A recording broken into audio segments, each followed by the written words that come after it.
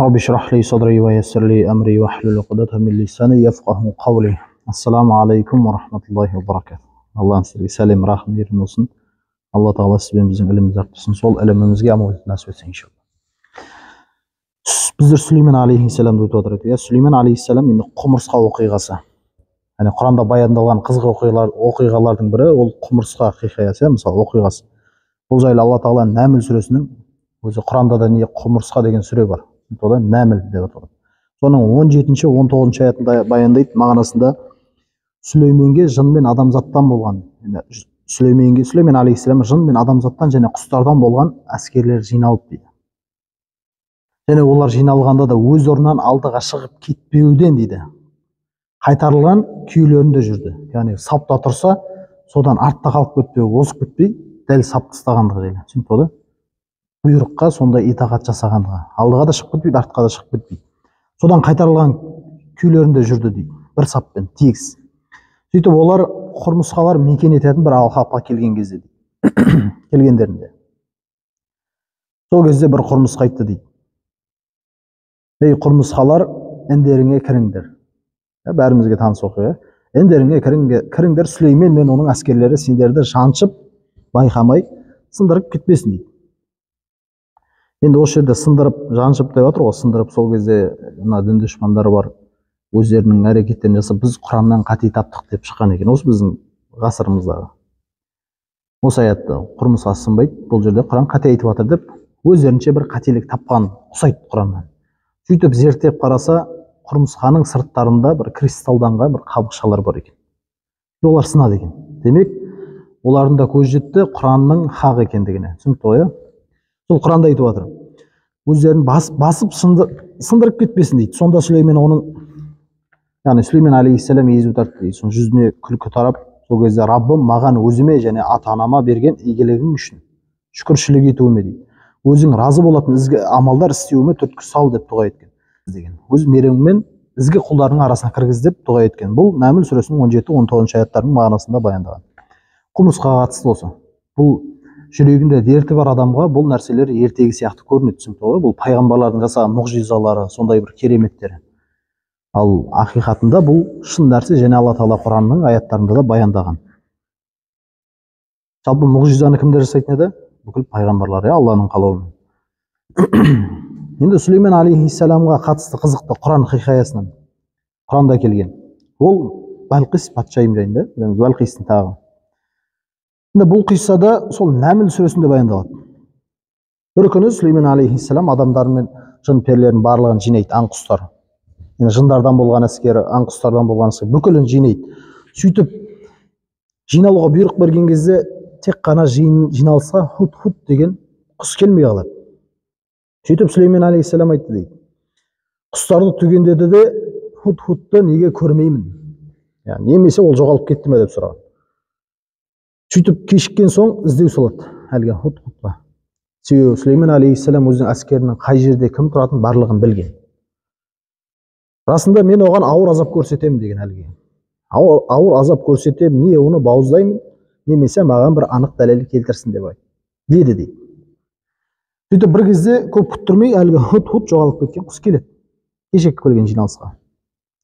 Сөйтіп Сүлейменге мен сен білмеген бір нәрсені білдім деп айтады. Сүлеймен алейхиссалам. Және саған Сәбадан анық бір хабар алып келдім дейді. Енді ол хабары сол кезде дейді де ол мен оларға патшалық етіп отырған бір әйелді көрдім дейді. Әлгі Саба қауымына патшалық етіп отырған бір әйелді көрдім. Оған әрбір нәрседен несібе берілген екен дейді. Және оның орасан дағы бар екен деп айтады. Әлгі Сүлеймен алейхиссалам айтып отыр.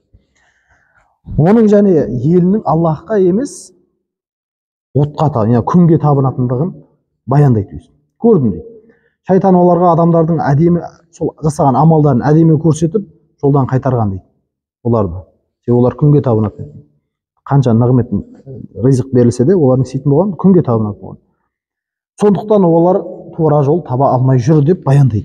Және жалғасында олар аспандар мен жердегі жасырылғанды және сыртқа шығаратын және сендердің жасыратындарың мен жариялайтындарыңды білетін Аллаға сәжде етпейді ме деп айтты. Яғни сендер не жасырсаңдар да, жарияласаңдар да, бүкіл сенің Алла тағала бүкілін білет, сол білетін Аллаға сәжде етпей ма деп айтады. Ұлы аршының Раббысы Алла, одан басқа ешбір құдай жоқ деп айтады. Әлгі Худхуд деген. Құстың аты не деген? Худхуд, түсінікті ғой. Сөйтіп бұл Балқис деген патшайым болатын дейді. Әлгі айтып жатқаны. Ол елді бір патшайым билейтін еді деді ғой. Сол патшайымның аты Балқис деп аталады. Сол кезде оған әрбір нәрседен несібе берілген еді деп айтты ғой. Яғни оған ғажайып бір тағы болатын еді дейді. Сол Балқистің, әлгі патшайымның, Балқистың бір ғажайып тағы болған дейді. Худхудтың сөзіне, яғни бұны Худхуд айтып жатқаннан кейін Сүлеймен алейхиссалам тыңдап болғаннан кейін айтады: рас айтасың ба, әлде жалған айтасың ба, оны көреміз дейді. Әуелі менің мына хатымды, хат береді құсқа, әлгі хатымды оларға алып барып таста дейді, әлгілерге. Сөйтіп алып барып таста да бұрылып күтіп тұр дейді. Олардың сөйтте мұны қалай қабылдайтын, әлгі хатты қалай қабылдайтындығын бақыла дейді тұсына, әлгі құсқа, Худхудқа. Сөйтіп оған хат береді. Сөйтіп ол жат елге Сүлеймен алейхиссаламның хатын алып барады. Сөйтіп әміршісінің хатын, яғни Сүлеймен алейхиссаламның хатын Худхуд Балқистің сарайының төбесіне барып тастайды. Ал Балқисте оны төбеден түскен хат ойлап қара, еш нәрсе жоқ, көрінбейді. Төбеден түскен хатқа таңырсып оны ашып оқиды. Сөйтіп оқыса, онда Сүлейменнің қолы бар екен. Әлгі хатта Сүлеймен алейхиссалам қолы қойылған. Сөйтіп ода былай деп жазылған: Бисмиллахир-рахманир-рахим, маған астамшылық көрсетпеңдер, алдыма бойынсұнған күйде келіңдер деп. Осы сөзді оқиды Балқис. Сөйтіп, енді олардың арасы алшақ ел, екі ел, иә. Мысалға, Балқис Йеменде болса, Сүлеймен алейхиссалам Палестинада. Түсінікті, қазіргі Палестина. Сол Палестинада сұлтандық құрған екі патша, екі елдікен. Олар кездеспеген бұған дейін, еш жерде кездеспеген. Мынау Йеменде болса, мынау Палестинада. Сөйтіп Сүлейменнен келген бұл хаттың мәселесін шешуге Балқис өзінің ақсақалдарын жинайды. Қол астындағылар. Сөйтіп, ей ақсақалдар, маған бір ардақты хат келді деп айтты. Бұл Балқис айтып отыр. Маған бір ардақты хат келді, ол Сүлейменнен дейді, әлгі хат. Менің бұл ісіме қатысты ақыл кеңес беріңдер деп айтады. Сол кезде олар Балқистың ақсақалдары былай деп айтады: біз қарулы әскері бар бір күшті елміз. Қалай шешуді өзің ойлап көр дейді. Балқистың өзіне тапсырады. Қалай шешуді өзің ойлап көр дейді. Осылай нақты ештеңе айта алмайды оларды, ақсақалдарда. Сонда Балқис, егер патшалар бір елді мекенге дейді кірсе, оны қиратады. Патшалар бір елді мекен кірсе, әскермен. Және олардың беделділерін қор етеді деген. Олар осылай істейді дейді. Ал мен оларға бір сыйлық жіберем дейді Балқис. Кімге? Сүлеймен алейхиссаламға бір сыйлық жіберем дейді. Елшілер немен қайтатынын көреміз дейді. Сынамақ болады. Осылай тоқтамға келіп, сөйтіп ол қисапсыз мал мүлік дүниені жинап, сондай маржан тастардан қымбат бұйымдарды жинап, патшайым неге Сүлеймен алейхиссаламға қарай жібереді, өзінің елшілерімен. Сөйтіп олардың елшілері патшайымы тапсырған нәрселерді алып, жер жаһанда теңдесі жоқ болған нәрселер, әлгілерді бағалы, сондай бағалы нәрселерін алып Сүлеймен алейхиссаламға қарай жол тартады. Сөйтіп елшілер әргі Балқистың, өздерінің ханшайымы болған Балқистың сый сияпатын алып Сүлеймен алейхиссаламға барған кезде, Сүлейменнің алдына тартқанда дейді, яғни Сүлеймен алейхиссаламға ұсынғанда, сол кезде былай деп айтты дейді Сүлеймен алейхиссалам: сендер маған дүниемен көмек бермексіңдер ме? Дүниемен маған көмек бермексіңдер ме? Аллахтың маған бергені сендердің ұсынғандарыңнан жақсы. Негізінде сендер сыйлықтарыңа мәз болып жүрсіңдер дейді әлгілерге. Сендер сыйлықтарыңа мынандай асыл қымбат осындай бұйымдарға мәз болып жүрсіңдер. Оларға қайтып бар дейді. Әлгі елшілерге қайтып барыңдар. Мен оларға өздері төтеп бере алмайтын әскермен барамын дейді. Кімге? Балқиске. Түсінікті, оларға. Өздері төтеп бере алмайтын әскермен барамын дейді. Оларды ол жерден кішірейген, қорланған күйлерінде қуып шығамын дейді. Өзінің елінен. Өйстіп елшілерді қайтарып жібереді. Сөйтіп олар елдеріне елшілер көрген білгендерінің барлығын айтып барады. Сүлеймен алейхиссаламға келді ғой. Сол жолда көрген білген барлығын, оның бұрын сондай патша екендігін, біреулер басқара алмайтын нәрселерді басқарған патша екендігін бар баяндап береді. Сол кезде Сүлеймен қол астындағы үлкен жындарын жинады дейді. Сүлейменнің мемлекетіне бағынуға шешім қабылдайды. Себебі бұл алдында бұл жерде қиысып көріп болды. Мына елшілер барды ғой Балқисқа. Сүлеймен алейхисаламның барған кезде көрген бүкіл Сүлеймен алейхисалам қандай патша екендігі, олардың алып күш екендігі жайлы барлығын баяндайды. Сол кезде Балқис бірден шешім қабылдайды. Біз Сүлеймен алейхисалам істеу керекпіз, бағыну керекпіз дейді. Оларды сөйтіп олар жолға жүреді. Жол жүреді. Кімге? Сүлеймен алейхисалам қарай. Әлгі патшайымы және өзінің қол астындағылар. Бұны естіген Сүлеймен алейхисалам қол астындағы бүкіл әскерлерін, жындарын жинап алады. Сөйтеді, ей жамағат, олар маған бойынсынуға келуде. Кімдер? Балқис маған бойынсынуға келуде дейді. Енді олардың келуден алдын сол Балқистің тағын маған қайсыларын алып келе аласыңдар. Әлгі Балқистің тағын маған, Балқистің өзі келгенше маған әкеліп беру керек. Кім әкеліп бере алады дейді. Сол кезде жындардан бір мықтысы дейді ішіндегі, жындардың ішінен. Мықтысы, мен саған оны орнынан тұрғаннан отырғанға шейін әкеліп берем дейді. Тұрғаныңа дейін әкеліп берем орнынан дейді. Сол кезде дейді, әлгі енді жын айтып отыр, менің бұған күшім жетеді, әрі маған сенуіңе болады дейді. Сенуге болатын жаным дейді. Сөйтеді, арасынан тағы бір кісі шығады. Бұл енді кітаптан білімі бар кісі дейді. Білімі болған біреу сұрайды дейді. Ол енді жындардан емес, кітаптан білімі болған біреу. Түсінікті ғой, білім иесі. Сен дейді, мен саған әлгі тақты, Балқистың тағын. Сен бүйтіп көзіңнің ұшы жеткен жерге дейін қарап, сол назарын қайтып өзіңе оралғанға дейінгі аралықта мен саған Балқистың тағын әкеліп беремін дейді. Түсінікті болды ма? Бұл көзіңді ашып жұмғанша дегендей мағына ғой. Көзің жылдам ғой, бұл жылдамдық қанша, сен ана көзің жететін жерге дейін қарауың. Сол қайтып оралғанға дейін мен саған Балқистың тағын әкеліп беремін дейді. Сол кезде Сүлеймен тақтың жанына келтіріліп қалған дейді, көзін ашып қойылғанын көрген сәтте дейді. Айтты және істеді оны. Көзін ашып жұмғанша алдына алып келді. Соны көрген сәтте дейді, қасына қойылғанын көрген сәтте. Бұл Раббымның мен, сол кезде Сүлеймен алейхиссалам айтқан сөзі қараңыздар. Бұл Раббымның мен шүкіршілік етемін бе, әлде шүкіршілік етпеймін бе? Яғни оны мойындамай қоямын ба? Осыны сынау үшін берген кеңшілігі деп айтты дейді. Түсіндіңіздер ме? Енді бұл нәрсе мені ары қарай астамшылық қылып кетемін ба, жоқ, қылмайын ба деп. Бұл Раббымның мені сынауы деп. Кім игіліктерге алғыс білдірсе, өзі үшін алғыс білдіреді, ал кім оны мойындамаса, ақиқатында Раббым бай, яғни ешкімге ол мұқтаж емес, өте жомарт деп айтты дейді. Бұл Сүлеймен алейхиссаламның алдына тақта әкелген кезінде деге әңгімесі. Сөйтіп бұл тағы әкелгеннен кейін дейді, Сүлеймен оны өзгертуге әмір етеді. Сүлеймен алейхиссалам қызметкерлеріне оны өзгертуге әмір етеді. Өзгерткенде де жеңіл желпі бір өзгерістерге ұшыратады. Әлгі тақты қатты бір танымай қалатындай емес, жеңіл желпі өзгерістерге ұшыратады. Сөйтіп көп кешікпей әлгі Сүлеймен алейхиссалам сарайына жолда келе жатқан Балқистың өздері келіп қалады әлгі сарайға. Ішке енген соң патшайым әлгі Балқистен өзінің тағын таниды отырған. Патшайым және қасындағылардың барлығы тақтан көзін ала алмай қалады, таңырқап. Өзінің тағын танып тұр, түсіндіңіздер ме? Тақтан көзін ала алмай қалады. Сол кезде Сүлеймен алейхиссалам олардың таңданғандарын байқап былай деп айтады. Сенің тағың осындай ма дейді. Сүлеймен алейхиссалам, сенің тағың осындай ма дейді. Сол кезде Балқис дәл өзі сияқты дейді. Сол сияқты демейді, дәл өзі сияқты. Сол тақтың өзі ғой бұл. Сөйтіп Сүлеймен келген қонақтарға өзіне Алла Тағаланың берген сондай күш, қуатты, құдіретті етіп көрсеткендеген Алланың бір күштілігін, құдіреттілігін көрсету үшін бір әлгі келген қонақтарды түгелдей мөлдір шыныдан құрылған сондай құрылыстың ішіне кіргізеді, бөлмені. Бұл жерде мақсат не? Алланың күш құдіретін көрсету. Сөйтіп ол жерге кірген кезде дейді, оның едендері де бөлменің астынан шыны ыдыстан жасалған дейді, мөлдір шыны ыдыстан. Астында өзендер ағып тұр. Ол суды ағызылып қойылғандығы сондай дейді, әлгі судың үстінде, шынының үстінде су ағып тұрған секілді көрінеді. Түсіндіңіздер ме? Шынының үстінде.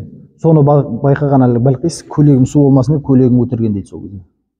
Әлгінің мөлдірлігі сондай. Негізі ол шынының астында ағып отқан нәрсе. Бұл жерде мөлдірлігі жай. Сөйтіп олар Аллахтың бұл кереметін көрген Балқис бұл адам қолынан келе бермейтін ғажайып нәрсе деп түсінген дейді. Және ол ғаламат күштің өкілі Сүлеймен алейхиссаламға былай деп айтады: бұл діннің ақиқаттығына көз жетіп, яғни Сүлеймен алейхиссаламның дінінің насихатының ақиқатына көз жетіп, былай сол жерде негізінде мен өзіме әділетсіздік етіппін деп айтады. Балқистың әңгімесі. Негізінде мен өзіме әділетсіздік етіппін, енді Сүлейменмен бірге әлемдердің Раббысына бойынсұндым деп айтқан. Зорғада не болған? Мұсылман болған бұл да Балқис. Ал бір хабарларда айтады, бұл Балқисты сол Сүлеймен алейхиссаламның жұбайы болған дейді кейін. Яғни оған тұрмысқа шыққан дейді. Енді Сүлеймен алейхиссаламның дұғасы жайлы. Сүлеймен алейхиссалам өзінің құдірет иесі тарапынан берілген баршана ғажайыптарына, нығметтерге және биліктің өзінен кейін, сондай ғажайып биліктердің өзінен кейін ешкімге берілмеу үшін былай деп дұға еткен дейді. Бұл жайлы Құранда Алла Тағала Сот сүресінің 37-38 аятының мағынасында айтады: Раббым, мені кешір және маған өзіңнен кейін ешкімге тиесілі болмайтын патшалық бер деп айтқан. Осы дұға жасағандық жайлы. Енді Алла Тағала оның тілегін қабыл еткен. Шынымен де Сүлеймен алейхиссалам секілді патшалық ешкімге берілмеген. Берілмейді. Сүлейменнен кейін ешкімге бұйырған емес дейді бұндай патшалық. Енді айта Абу Хурайрадан жеткен хадисте. Біз айттық қой, пайғамбарымыз кім? Хатаман наби. Басқа пайғамбарлар жасай алған нәрсені жасаған деген секілді. Түсінікті ғой, жасай алады негізі Алланың қалауымен. Енді Абу Хурайрадан жеткен хадис айтады. Алла оған разы болсын. Пайғамбарымыз дейді саллаллаху алейхи вассалам, кешке былай деп айтқан: кешке жындардың бірі, жындардан болған бір дәуі маған намазыма кедергі болу үшін килікті деген пайғамбарымыз сөзі. Сонда маған Аллах сондай бір күш қуат берді дейді. Оны ұстап алдым да дейді, әлгі киліккен, намазын бұзу үшін киліккен жынды ұстап алдым да, бәрін көрулерім үшін, сахабалардың бәрін көрулерім үшін мешіттің тіреулерінің біріне ілік қойдым дейді, байлап қойдым дейді. Байлап қойғым келген еді дейді. Сол және осыдан кейін айтады: бауырым Сүлеймен алейхиссаламның, бауырым Сүлейменнің, Раббым, мені кешір және маған өзіңнен кейін ешкімге берілмейтін, яғни өзіме тиесілі болатын, одан басқа ешкімге тиесілі болмайтын бір патшалық бер деген дұғасы бар ғой, соны есіме алдым да дейді, сөйтіп оны босатып жібердім дейді. Түсіндіңіздер ма? Бұл жерде пайғамбарымыздың кішіпейілділігі қандай. Сүлейменнің дұғасы бар ғой, бауырының ақысына деген құрметі қандай. Дұға жасады ғой, маған берілген патшалықты, сондай патшалық бер Раббым маған, менен кейін ешкімге тиесілі болмайтын деді. Сол дұғасын есіме алдым дейді. Содан кейін оны босатып жібердім дейді. Түсіндіңіздер ма? Себебі пайғамбарымыз не қылса не істейтін болды, пайғамбарымызға да берілген ол патша, жындардың патшасы. Сондай себебі бұл пайғамбарымыз саллаллаху алейхи вассалам деді, маған Алла Тағала сондай бір күш қуат берді деді. Оны ұстап алып байлап қойдым. Бірақ мен оны істедім дейді, босатып жібердім дейді. Не үшін? Сүлеймен алейхиссалам дұғасын есіме алдым дейді, бауырым Сүлейменнің дейді. Енді бұл Сүлеймен алейхиссалам тағы да бір айтулы істерінің бірі Сүлеймен алейхиссаламның, яғни Ақса мешітін жаңартуы, Байтул Мақдисті. Енді бұл аталмыш мешітті салған Яқуб еді. Яқуб, түсінікті ғой, Мұса алейхиссалам. Енді Абу Зар радиаллаху анху пайғамбарымызға былай деп сұрақ қойған: жер бетінде алғаш салынған қай мешіт деп сұрағанда, пайғамбарымыз саллаллаху алейхи вассалам Харам мешіті, яғни Мекке әл-Харам мешіті. Және сосыншы деп сұрағанда Ақса мешіті деп айтты дейді. Сол кезде олардың арасы қанша деп айтты дейді. Салынған уақыты қанша дегенде 40 жыл деп жауап берген пайғамбарымыз саллаллаху алейхи вассалам. Бұл хадисті Бұхари мен Муслим риуаят еткен. Сондай-ақ Абдулла ибн Амр ибн Ас, Алла әкесі екеуінен разы болсын, жеткізген хадисте айтады, пайғамбарымыз саллаллаху алейхи вассалам Сүлеймен Байтул Мақдисті салған кезде дейді, Сүлеймен алейхиссалам ұлы Раббысынан 3 нәрсе сұрады дейді. Соның біреуі Алла Тағала оған екеуін берді дейді. Әлі 3 нәрсе сұрады деді, соның екеуін Алла Тағала оған берді дейді. Ал үшіншісін нәсіп етуін біз үміт етудеміз дейді. Біз үміт етеміз деп отыр пайғамбар саллаллаху алейхи вассалам. Сүлеймен, солар не екен десе, Сүлеймен алейхиссалам Алла Тағаладан оның үкімімен сәйкес келетін үкім сұрады дейді. Оны Алла Тағала берді дейді. Өзінен кейін ешкімге тиесілі болмайтын патшалық сұрады дейді. Оны Алла Тағала оған істеді, берді. Және оны берді, және қайсы бірі кісі үйінен осы мешітке, Әл-Ақса мешітіне, Байтул Мақдиске намаз оқуды қалап жолға шықса дейді, сол Байтул Мақдиске қарай. Оның қателіктері сондай болса да, анасынан туылғандай кешіріліп күнәсіз шығуын сұраған еді. Үшіншісі, сүлеймен алейхисалам сұраған дұғасының үшіншісі. Сол кезде пайғамбарымыз айтады, осыны айтқаннан кейін, оны Алла бізге берді деп үміттенемін деген. Сол дұғаны Алла тағала бізге берді деп үміттенемін деген пайғамбарымыз саллаллаху алейхи уассалам. Яғни кімде-кім сол Әл-Ақса мешітіне үйінен дәрет алып, соған намаз оқуға ниет етіп шықса, одан қайтып оралған кезде анасынан туғандай күнәлары кешіріледі. Және соны біз үміт етемін деп жатыр пайғамбарымыз саллаллаху алейхи уассалам.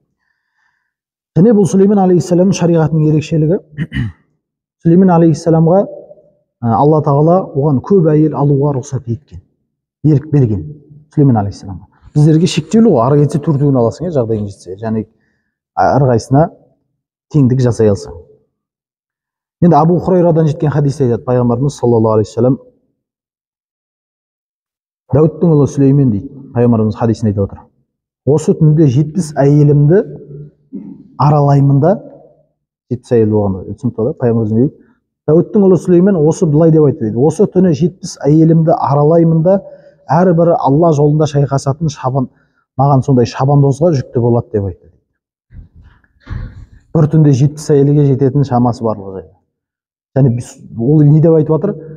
Мен осы түнде 70 әйелімді аралаймын да, және әрқайсының 70-нің әрқайсысы маған шабандоз, Алла жолында соғысатын шабандоз туып береді, жүкті болады деп айтты. Сол кезде. Бірақ ол не деп айтпады? Алла қаласа деп айтпады. Алланың қалауымен деп айтпады. Бұл пайғамбарымыз хадисінде айтып отыр. Сөйтіп айтпады дейді, Алланың қалауымен.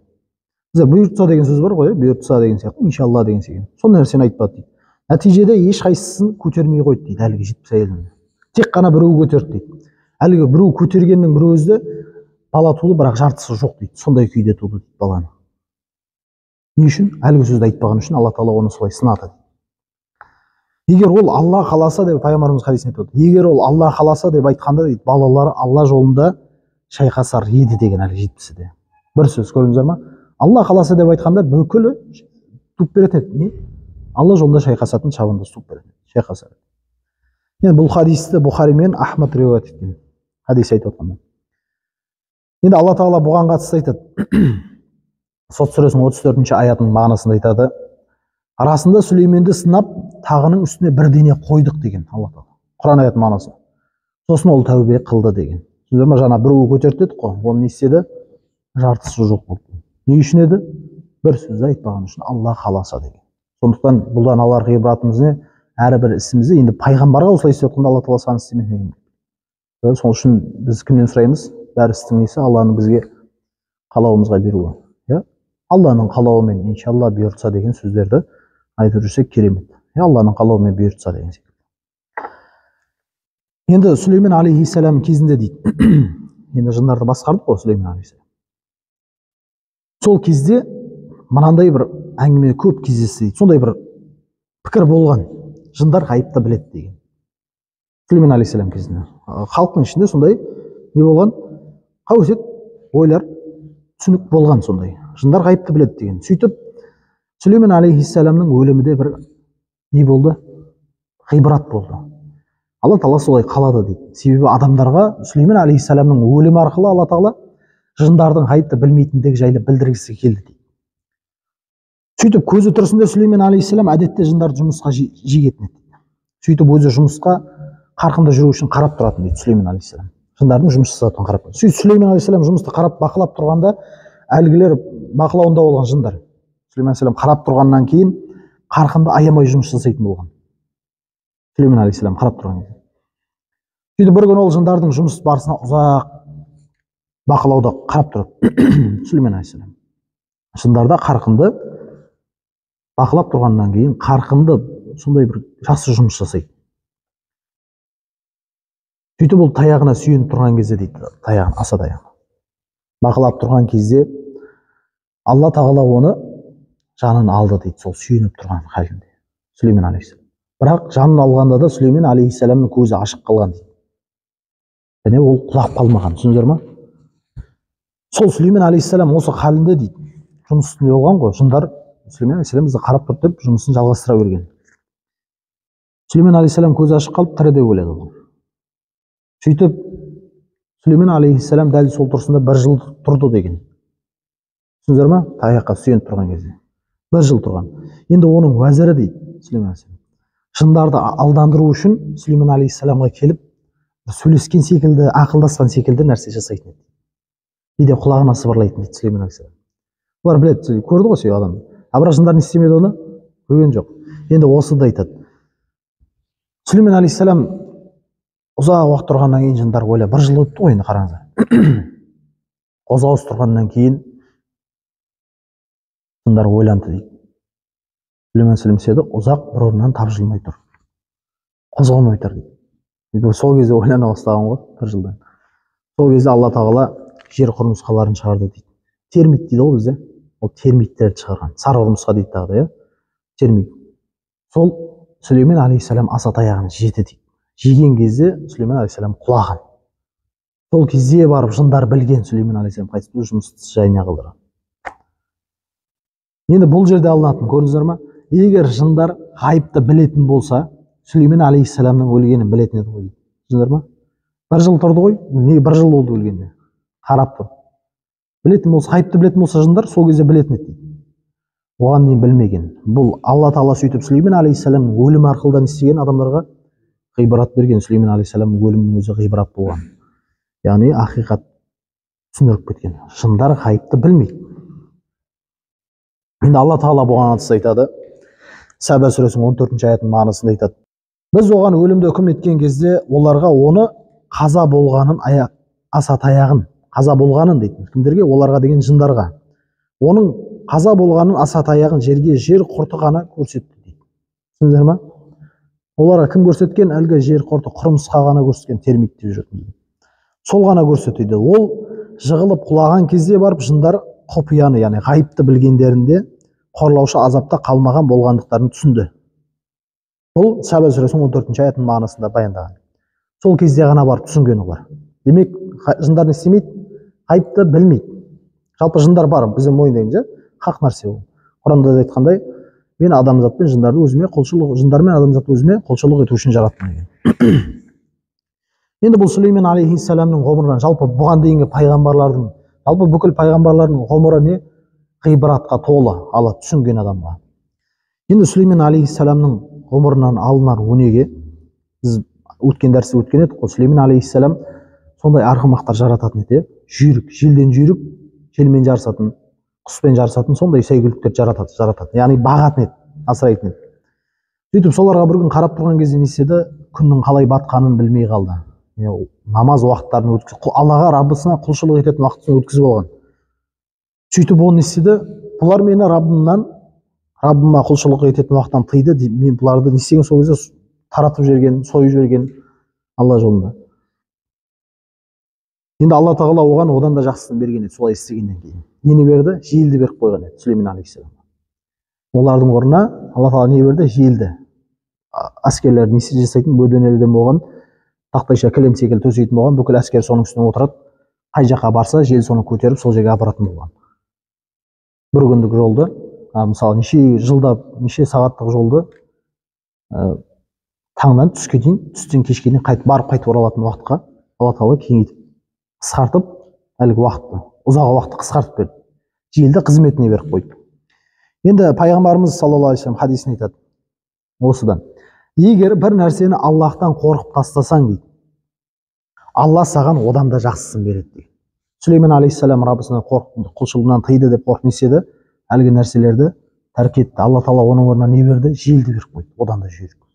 Әлгі жүйрік тұлпарлардан жүйрік не берді? Желді бағындырып қойды. Ахиру дa'wana анил хамдулиллахи rabbil alamin. Кім дейді? Көке дейді ма?